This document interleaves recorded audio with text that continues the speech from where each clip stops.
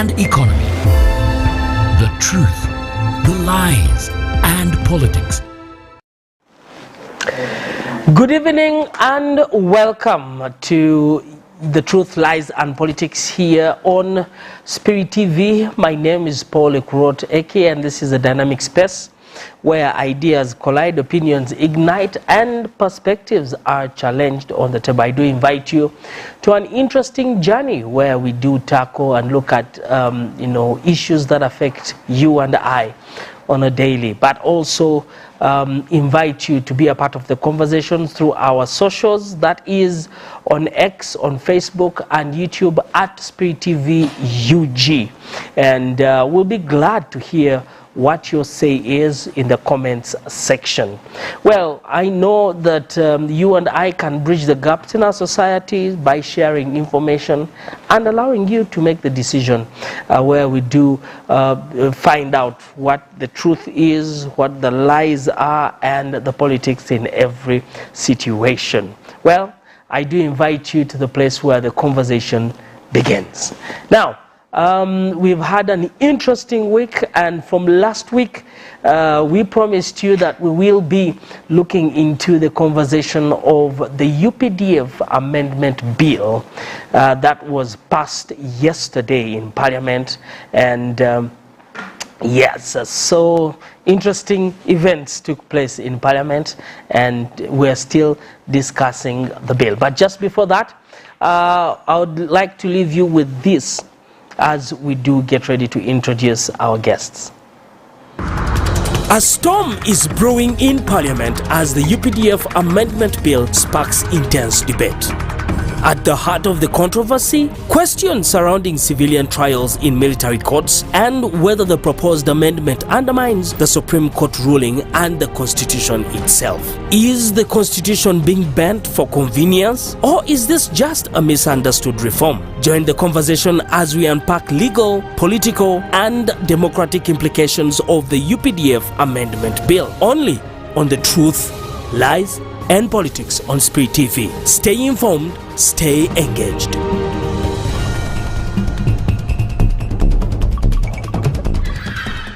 And we do welcome you back to The Truth, Lies, and Politics. My name is Paul Ekurot-Eki.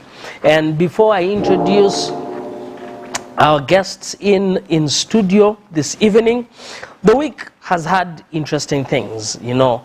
The leader of opposition in Tanzania was arrested and arraigned in court, and the lawyer Martha Karua, who went to attend the session, was detained and deported back to Kenya. The Ugandan, I think, some of the Ugandan team that had gone there, Agatha and her colleague, were also arrested and detained, but Agatha was released. I'm not sure about her other colleague, that is Boniface Mwangi, what is happening there. But if you relate, what is happening, Kizza Besigye here in Uganda still in jail, in Tanzania, Tundu Lissu is also in jail, and the president in Tanzania came out strongly to say you'll not, cause chaos and confusion in her country. In Kenya, well, speculations and the conversations within the corridors over what is Gachagua's state, but all this you can see is something happening within the 3 East African countries. As for Rwanda, that is another conversation for another day. And I know that my guests in studio will probably make mention of that before we get into the flesh of the issue. But also we had the political parties bill being passed yesterday together with the UPDF amendment bill 2025, and I would like to also just make mention and create another day, another time for us to discuss what that bill says and what it means for political parties. But in studio with me this evening is, I will start with my immediate left, is a gentleman who was with us last week, and we're honored to have him on the show again, Mr. Kennedy Mutenyo, who is the Chairman, Electoral Commission, DP. Good evening, sir, and welcome to The Truth, Lies and Politics today. Good evening, and good evening to my colleague Charles and the rest. I think we are happy to be here again to try and add on to the democratization, to deepening democracy in this country. Thank you very much. Mr. Charles Romushan at my extreme left is a political analyst but also former spy, and so we are glad to have him in studio always. Good evening, sir, and welcome to the show. The Almighty God of all creation is great and exceedingly merciful. The word I have for you today is that the word of God is not for sale. It's not for sale. By the word of God, you mean the Bible? The word of God, the apostles, the disciples, are a witness. Yes. Because Jesus Christ taught, and they left them with the word for us. And the word has spread the world over. The community, the church, ought not to trade in it. It's not for sale. It is to save souls. Sobering and very insightful. Probably I can add on that in one novel called The Mayor of Casterbridge. There is where it says, in the beginning was the Word, and the Word was with God, and the Word was God. Isn't that in John chapter 1? I have insightful and gentlemen in studio with a lot of experience, and so we have the opportunity of gleaning from them. But I'll start with Mr. Mutenyo, and just looking at the political parties, is it the act or bill that was passed yesterday? It's a bill. It's been discussed and passed. It's going to be assented to. So what are your thoughts on that bill? I know that we're going to give more flesh to it when we have another conversation, but just your takeaways. Basically, this bill, it is in about 4 pages. Yes. Actually, about 3 pages. It talks about regularizing IPOD, Inter-Party Organization and Dialogue. Yes. And making it very formal. So in the Constitution, we have what is called the National Consultative Council. It is a council of all political parties in the country. Now, and so who attends that? Is it the party presidents or the secretary generals? The parties have their representatives there. Okay. That is constitutional. All right. But then IPOD has not been constitutional. Okay. So now the act is saying that it is creating, IPOD is for those with representation in parliament. Now they have created another one for parties, registered political parties that are not having representation in parliament. For example, ANT and others. Now the two will be part of the organ of the National Consultative Council. Okay. And the mission is mainly to ensure that they promote dialogue, cooperation, and so on. So the major thing which to some people is controversial is that the bill is saying, for example, the decision to start funding political parties came from an IPOD decision, IPOD discussion, went to parliament. So all these political parties are getting money. Yes. I'm Is sure that depending on your representation within parliament? Depending on your representation in parliament. Okay. For example, NOP gets about 4-5 billion, something like that. It's huge. The payment is, the money is per MP. Now, the law says that during the non-election years, parties get money according to their numerical strength in parliament. Okay. In the election year, like this one, yes, all of them are supposed to get the same amount. Okay. Unfortunately, as we talk now, in 2021, the Electoral Commission gave the NRM more money basing on the number of MPs they have instead of giving equal. The NRM promised to refund They have Yes, not done never. it. We have come to another year. So now, one major part which I like in this bill is saying this money should only be given to those interested in the programs of National Consultative Council, iPod, and so on. If you don't like them, like some parties don't, Yes. then don't benefit on the money part, but you say you are not part of what they part. discuss. Okay. I think to me Interesting. that That's a is fair. sobering, yes. That is fair enough. Yes, yes, yes. I was You want- giving an example. You cannot say, or probably let me leave it. So, but the point is, you cannot say on the one hand, I'm not interested in this arrangement, But I want but the financial. the products of this arrangement, I want. those you want. Yeah, I understand Yeah. what you mean. So Right, that is the bill interesting. which awaits presidential assent, Yes. and then it will start immediately. Quite interesting, and I know that you're having ideas or questions when it comes to that, but that will be conferred to another day where we shall have that conversation. Mr. Charles Romushana, yours is about what is happening to within the East African region with the three countries looking at the opposition leaders. There seems to be a unification on of decision to arrest the prominent opposition leaders, Kizza Besigye here, Tundu Lissu in Tanzania. We are not sure about Gachagua, but corridor talk, there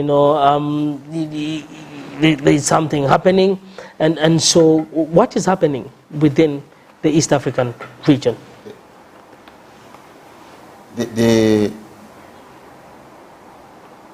The three, or probably all of them, are linked by the Democratic Republic of the Congo. That is where the major connection is. There is war. They are at war. Tanzania is deployed in the Democratic Republic of the Congo, actually in Sake. You know that?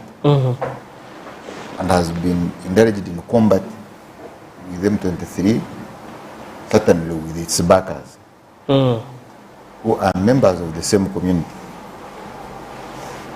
The accused states attacking the Democratic Republic of the Congo are members of the community. And they invited in DRC. Yeah. They attacked it. In South Sudan, which is also a member, Mr. Museveni's military is there. We are not told about the other side. And there is something similar in Kenya. For them, they call them bandits.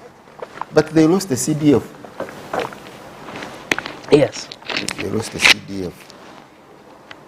Now, this gentleman of Chadema has the same rhetoric as Besigye. No reforms, no elections. All right. And that makes him? Okay. They speak the same language. No reforms, no elections. No elections. Yes. You cannot say he copied. So that's why I would say, let's go to the other side. That what if it is true that he is involved in insurgency, and indeed insurgency is there? What if it is true that the Besigyes and the Chagulanis have a hand in insurgency? How is it going to play out? Because the problem is that we, the beneficiaries, if I'm to use that word, Yes. or we who would be impacted by instability, by violence, we tend to be dismissive Of of the cries of the state. When the state says these people are on us, we say no, you are lying. But what if the state is correct? So I would like to begin from that point of view, that indeed these people are plotting insurgency. Probably it has not manifested because of the strength of those states, or it's not yet time. yes. So then I go into interrogating the other variables. Yes. Are we linked? Because Tanzania had never chased away our Bararo. There was that incident. You know the Bararo? These Bararo you hear about. And they went to a certain place. They chased them. Why? The Tanzania and Uganda disagreed on M23 original. Uganda was calling them positive forces. Tanzania defined them as negative forces and expanded them from the Democratic Republic of the Congo through violence. The last summit we had was there, the joint summit of East Africa and SADC. So my view would be that we operate from the worst case scenario. Yes. And estimate that indeed there is a problem, there is insurgency against these states, Kenya, Uganda, and Tanzania. At some level, it may not have manifested to the level where it's seen by everybody. And these are the and then we estimate the likely scenarios in case these states failed suppress the proliferation of these insurgencies. All right. My view is it would be a catastrophe. Because remember, there is a problem in Mozambique. All right. Was it before election? I think it was after elections. Elections, yes. The insurgency came up and destroyed the Mozambican military. Okay. There was an attempted assassination of Mnangagwa. Do you remember? Yes. Same time with the Prime Minister of Ethiopia. Yeah. So you cannot wholly dismiss what is the possibility of a problem. The only question would be, did the insurgency build in these political organizations, or the political organizations have metamorphosed into insurgent organizations? Wow. And I know that, something for us to think about, something for us to chew on. And I believe that we will definitely be able to keep, in hindsight on what is happening within the region. But gentlemen, I would like for us to move quickly to, the gist of our discussion today. And it is the UPDF Amendment Bill 2025. And it was one, I think, that was raised in Parliament, either last Tuesday, then Wednesday. Yes, and there's, there are letters over on X and things like that. And so Wednesday they invited some people to come and give their pointers. Some of them, some opposition political parties declined because of the time frame that was given to them. So he skipped Friday, moved on. When it got to Monday, NRM caucus sat, then also cabinet sat, and there was an agreement, on as a party to support this. And so come yesterday, that is Tuesday, it was tabled in Parliament, and we saw the opposition, the biggest opposition political party, that is National Unity Platform, the members stormed out of Parliament. They were raising concerns, and yet before they said they were going to be, opposition was saying we are going to be excited, we are going to be vibrant, and we are going to give strongly our views. But regardless of that, the bill passed at the end of the day, and we would like to discuss that bill. Now I know that Charles, this is something that you have interfaced with, and so I would like for you to just give what is this bill, what does it mean, what are the things, what are the main things that you see from this bill, and then we shall take it on from there. And why this bill? I have not been able to analyze the decision of the Supreme Court in relation, whether actually it came out as a decision of the Supreme Court, because I followed it in some of the judgments, Yes. that the court martial has no authority over court. It's a tribunal, it's a disciplinary unit, and its purpose therefore would be on matters of discipline, and therefore would not have power to impose custodial sentences. I don't know whether that was the majority view Okay. of the justices of the Supreme Court. But what I figure out have been a majority view of the justices of the Supreme Court was, yes, the constitutional court, sorry, the court martial, whatever it is, cannot try civilians except in exceptional circumstances.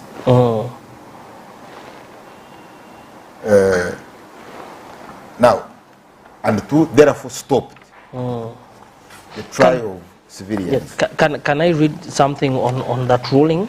I think that as in the ruling, the Supreme Court held that the General Court Martial is constitutionally established to function solely as a disciplinary body for military personnel and therefore lacks jurisdiction to try civilians.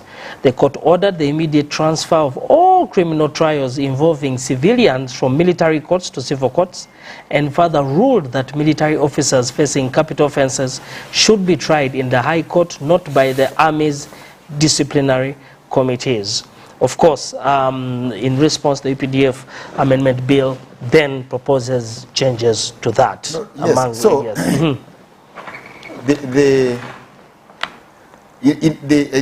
is what I wanted to establish, to go and do an analysis, yes, if it is necessary anyway, whether it was a majority decision okay, that court martial shouldn't even try soldiers on criminal matters, okay, but should only try soldiers on disciplinary issues. And should not give them custodial sentences.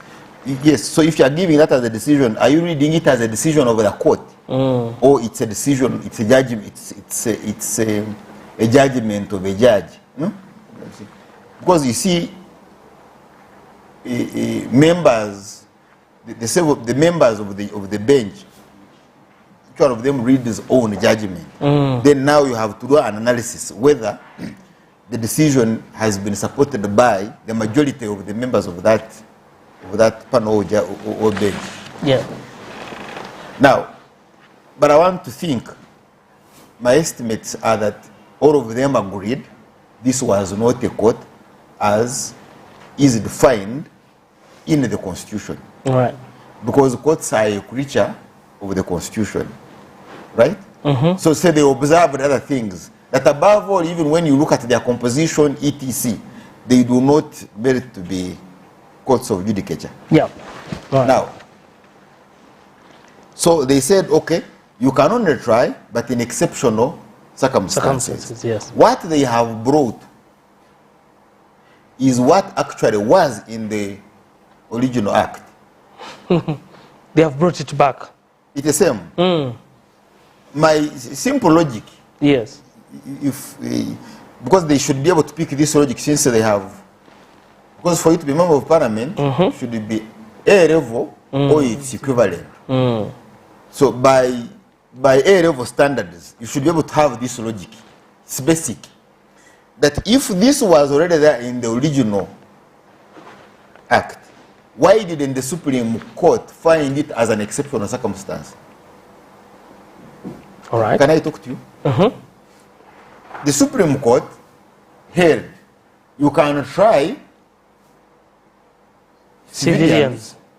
only in exceptional circumstances. Did they define the exceptional circumstances? No. Okay. That All right. you can, the military court can try civilians, shouldn't try civilians. But in the event of an exceptional circumstance, maybe. So they left that room. But what you have brought as exceptional circumstances now were already there. Yes, already in the bill, in the law that was declared an constitution. So by logic, and I'm saying advanced level and its equivalent, because this is who they are now. They should be able to have that logic to say, but these ones were already there. Why didn't the Supreme Court find these as exceptional circumstances? You know, I don't need to tell them that what you have put are not exceptional circumstances. To say if you are putting on boots with zip. It's not exception at all. Because they were already there. Materials which are a monopoly of military stores was already there. Yes. It's not that the court said, explain them. Because the only expansion they have done is to explain them. Yes. The ranks, the colors, but when you say material, ordinarily a monopoly, material that is a monopoly of military stores. That existed, yes. That already existed. Yes. So if it was the exceptional circumstance that you now purport to say it is, then the Supreme Court wouldn't have nullified. Yes. You get my logic. And I'm saying this logic is simple to be appreciated by advanced level and its equivalent. Maybe it may depend on the schools. If it's probably they didn't go to Mbarara High School. But if they went to Mbarara High School, they should have been able to see this simple, simple logic. Yes. So they did not. They have therefore defied the Supreme Court. Okay. But if they had legislated on exceptional circumstances, yes, probably. But what they put as exceptional circumstance is what the Supreme Court rejected. Yes. And I'm looking at exceptional circumstances like insurrection. But even insurrection, which is a state of emergency, where the courts cannot operate, where ordinary courts cannot operate, and it's only the military that is operating in such a circumstance, maybe that may amount to exceptional circumstance. Because I think the Supreme Court was very right to leave it open. Yes. Because you cannot tell what it will be like. Like we had COVID and courts closed. That is an exceptional circumstance, yes. I'm saying, but we had COVID and courts closed. But the army worked. The army was operating. Yes. So can we call that an exceptional circumstance? I don't know. But at least you see, if you said, in an event like COVID, and you carry out a robbery, and courts are closed, even the police is not functioning, but the army is functioning, because the army must function. Then, in all the situations, even when there are disasters, it should function. So if the army held you, you have, because under the Constitution, you should be held for 24 hours. So in after 24 hours, where do you appear? So if they brought you before a military unit to take plea as an exceptional circumstance, maybe it's that something you want to consider. And then when the situation normalizes, then you are transferred to civil courts when with the report of what actually happened. But we provided for that even in the state of emergency. So basically there is nothing... we did provide for a state of emergency. Interesting. Yes, but even in the state of emergency, we restricted the power and authority of the president. So you declare a state of emergency, whatever you will be doing in the state of emergency, you must report to Parliament. To Parliament, yes. And I need to go and check those provisions where Parliament, I think, renews it or something. You are audited. So even the president is not absolute. He cannot have judicial powers.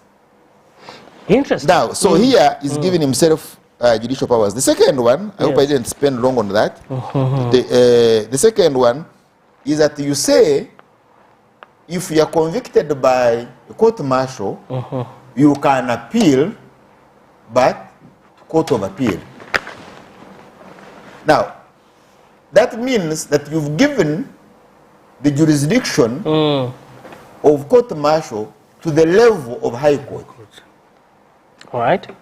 Yet the constitution that establishes courts of judicature says there shall be courts, Supreme Court, Court of Appeal, High Court, and other subordinate courts.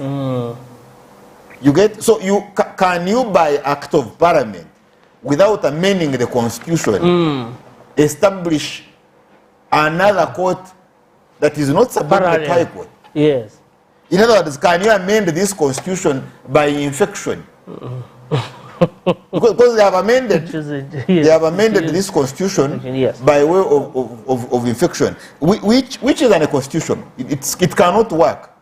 And then 3, so already there is a problem because they have created the court. Not only have they created the court, and they have no powers to do so without amending the constitution, but again they have given that court the same jurisdiction of High Court. But they have not limited themselves there. They have limited the jurisdiction of High Court. Wow. Because High Court has unlimited jurisdiction over subordinate courts. Yes. Actually has a limited jurisdiction on any matter in Uganda. Yes. Now, so you say when a matter is in court martial, High Court cannot come in. You can only go to court of appeal. So you see, they have done 2 things. They have limited jurisdiction of High Court without amending the constitution, and 2, they have created a court equivalent to High Court. Then lastly, so they say, if you appeal, you don't go beyond Court of Appeal. That is where all of these things stop. Except where the sentence is death. So if you convicted a person 400 years, yes, 400 years, he has no power, he has no right by this act. He has a right, it's okay. There are 2 persons who are Ugandans. One who did not involve a soldier. Okay. Who was not with a soldier. And he is convicted by High Court. Yes. 400 years. He can appeal up to the Supreme Court. Okay. But now, one who was with a soldier and through the court martial cannot appeal. In other words, you have amended the constitution by denying a citizen the right to appeal to the Supreme Court. Is the Supreme Court supreme anyway? Is it still a Supreme Court? Can you limit the jurisdiction of Supreme Court by this act? Without, can you amend the constitution and limit the authority of the Supreme Court? Forget about the laws of discrimination. Okay. So in other words, therefore, I need to hear from Mutenyo. He was scribbling down interesting things. So they have amended the constitution. Yes. Unconstitutionally. Okay. They have amended the constitution unconstitutionally. Yeah, but if there hadn't been a decision of the Supreme Court, then and yet they are not allowed to make a legislation that has the effect of changing judgment as between parties. That they have violated. Wow. But above all, they have amended the constitution without an act of parliament, without fulfilling the provision of the constitution. But if they had done this without judgment of the Supreme Court, that would have been understood. Okay. But now they are aware of the decision of the Supreme Court. So in essence, we would say that those persons who sat in the parliament defied the Supreme Court. They should just simply pick them and take them to them. Wow. Mr. Kennedy, you have heard some of the things that actually what Mr. Charles has said, and I saw you scribbling so many things. But just before we look into the protest from the opposition political parties, just your quick thoughts, in case it's something that is not repetitive of what Charles said. I thank Charles for laying the ground. Yes. Because he's one of those who wrote this constitution, the one that is mutilated. Yes. So he knows what is there. And I think I'll start from a point of saying, can Parliament enact a law to try and change what court decided? Charles and his colleagues put it in article, is it 92? Or something, that Parliament cannot do that. Because it's So, another arm of... We are having people going down in history for doing wrong things to Ugandans. Anita Among, as Speaker, will be remembered for presiding over, forgive me for lack of a better word, for raping our Constitution. Why? If you look at, okay, let me go into the details, then I tell you. Okay. This law has been passed in a very short time, despite the provision of 45 days. Yes. What They is said the in hurry? 5 days, almost literally. You see? And I will tell you, I've come with a letter here. Yes. Parliament wrote to the Democratic Party, All right. inviting the party to the committee to give their views. When was that and what time was that? This letter was written on 13th May, but delivered to DP on 14th May At at 10:58 minutes. That is 2 minutes to the time you're supposed 10. to present. No, 2 minutes to 10. And we said, please, this is short notice. Can you give us in short? The Secretary General, Dr. Honorable Saranda, replied, the key thing is, he said, regrettably, we wish to inform you that we received the communication regarding this invitation today on the 14th, although the letter is dated 13th. 13th May, yes. He said, regrettably, we wish to inform you that we received the communication regarding this invitation today, 14th May 2025, at 10:58 a.m. with the appearance scheduled for 12. The letter written on 13th was delivered to DP On the 14th at 2 minutes to 11, giving us 1 hour within which to come and present on such an important notice. Apparently, We told them, apparently Noop received theirs 10 minutes to the time they're supposed to so you present. can see Noop received 10 50. minutes, we received 1 hour, probably because we are Near. here in town and Noop is in Makerere. So with the appearance scheduled for 12 p.m. Yeah. This is very short notice. This very short notice does not allow sufficient time for us to prepare a comprehensive Correct. and substantive presentation that reflects our party's position on this significant matter. We, in light of this, we kindly request that Democratic Party be given an alternative and appropriate time to appear. We were ignored. The letter is here. So, when you talk about a major thing, Yes. Article 1 of the Constitution of Uganda says all power belongs to the people, who shall exercise it through regular, free and fair elections, which those elections bring leaders in the parliament. There must be public participation there.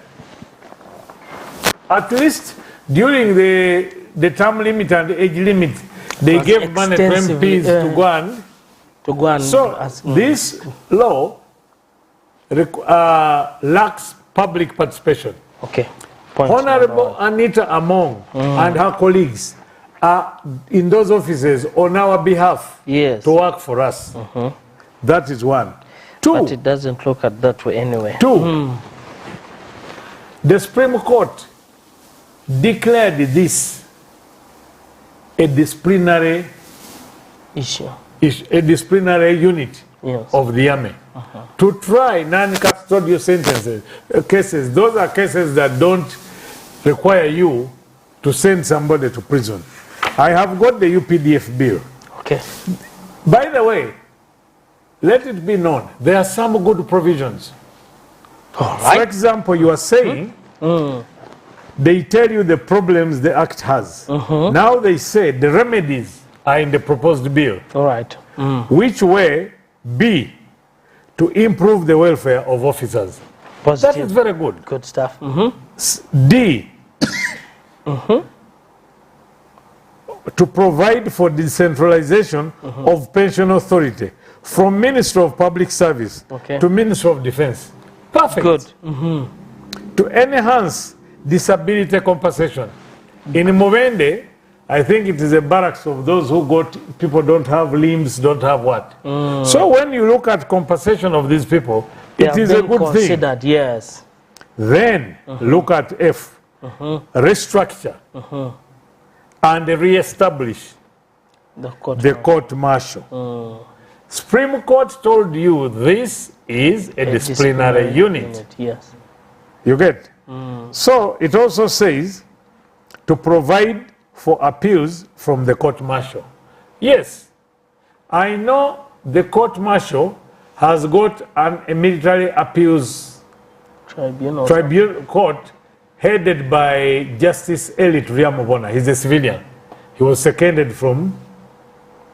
But now, then you say B, and that's what Charles was talking about, to prescribe exceptional circumstances under which civilians may be tried by courts. And it's broken down the circumstances that are quote the High Court of Uganda has tried to tell us what the exceptional circumstances are. For example, In which judgment? I forget the name of the ruling, but I'll get it to you. If our army is in Somalia and somebody creates a problem there, where we don't have jurisdiction. But then, to what I googled here, what circumstances, exceptional circumstances are. All right. And what it tells me is, And avoid the book. it tells, in the High Court of Uganda, exceptional circumstances generally refer to situations that are extraordinary or unusual, warranting a deviation from the standard legal procedure of rulings. You get? So, and when you go to a certain ruling, I was listening to a certain lawyer, I think even Honorable Doru's minority report. Yes. Now, when you look at the other reason they wanted to bring this, they say, that is part J, to establish a disciplinary unit. Supreme Court has told you it is a disciplinary unit. But you are saying your mission is to establish a disciplinary unit within the Defense Forces, which is already there, which shall be responsible for the discipline of members. The Supreme Court told you that what you call Supreme Court, court martial, is a disciplinary unit to do this. So, at the end of the day, to cut the long story short, this thing cannot pass the test. It will be thrown out by courts. You are sure that our very court, like Charles says, this is defying court. This is defying court. There's a research company called Barometer. It does research in Africa. Yes, Barometer. It said, in its latest report, it says that in Uganda, over the last 10 years, the provision of democracy has gone to about between 32 and 34%. That is not a good score. If the NRM government told us that they were not Democrats, that they did not come here for democracy, which is point number 1 of the 10-point program, nobody would be blaming President Museveni. Yes. You are the head of government. This is a shame. Honorable Anita Among, you can't preside over such a thing. This issue now, since we are going into election, but I think by the time elections are done, it will have been, but it is now a campaign matter. Yeah. And you have put your own MPs, NRM MPs, in a tight corner. They will be asked, are you for this new law or not? And that's where they lose votes. Sincerely, after 40 years, we should not be doing this. We should not be doing this. We have dead bodies in this country. We have families without. Personally, my father is in the grave because of the UPC government. My former president, Benny Chwanuka, we don't even have a grave for him. All our leaders today, Norbert Mao and the rest, are on police bond for political cases. These are concerns. People died in Luwero. Yes. For us to put this country back where it is supposed to be. What are you doing to your families? In Uganda here, because of what Omulangira Molondo did to play about with their federal. Yes. Their kids are in problems. You have got children, you have got grandchildren, you'll get great-grandchildren. Where are you leaving them?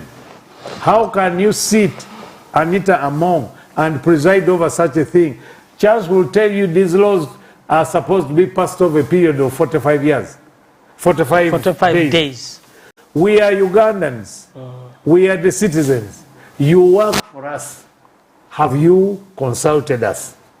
Even where you pretend to do consultation, you write to political parties and you give them minutes and hours to come. Yeah? So let me also talk about this. I think we are going to start from there. Okay. When we take a quick break. These are sobering questions that Mr. Mutenyo has asked, and Charles, we do thank you for giving us the foundation for our conversation. When we do come back, we definitely would love to hear from you. So go to our socials at Spirit TV UG and leave your question there. I would like to find out, the